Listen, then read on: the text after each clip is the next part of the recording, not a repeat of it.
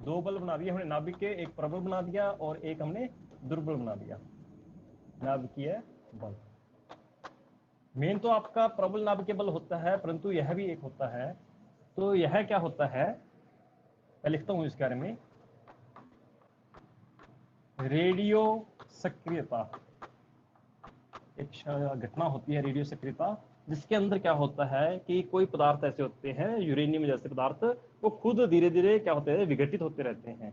उसको हम क्या कहते हैं, रेडियो सक्रियता। उसमें से कुछ कणों का उत्सर्जन होता रहता है, उसमें से कुछ कण निकलते रहते हैं। तो रेडियो सक्रियता के कारण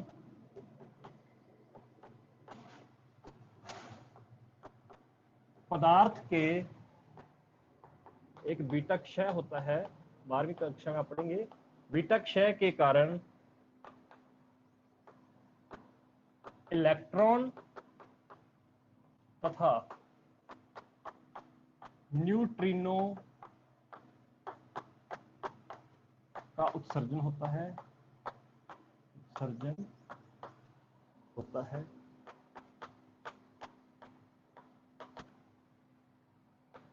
इलेक्ट्रॉन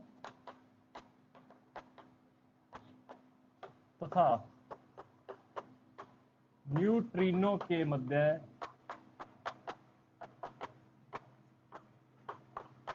उत्पन्न बल को ही हम क्या कहते हैं, दुर्बल नाभिकीय बल कहते हैं। ये परिभाषाएं हैं, आपको पढ़ेंगे, आपको माइंड में रहेंगी। नाभिकीय बल,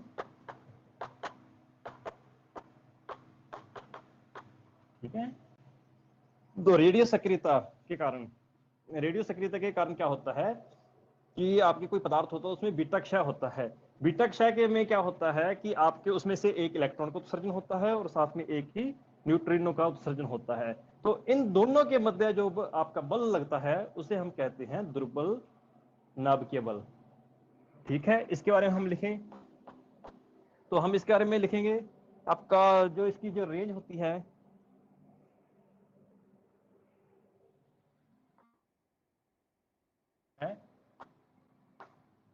लघु प्रासी बल होता है, सबसे कम होता है लघु प्रासी बल होता है।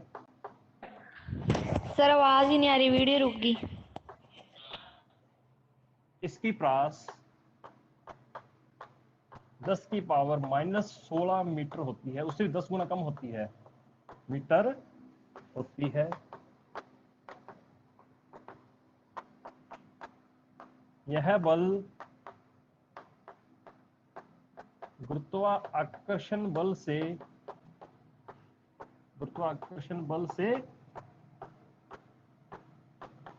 प्रबल होता है, परंतु अन्य दो बलों से दुर्बल होता है। अन्य दो बलों से दुर्बल होता है। यह बोसॉन कणों के विनिमय के कारण उत्पन्न होता है, विनिमय के कारण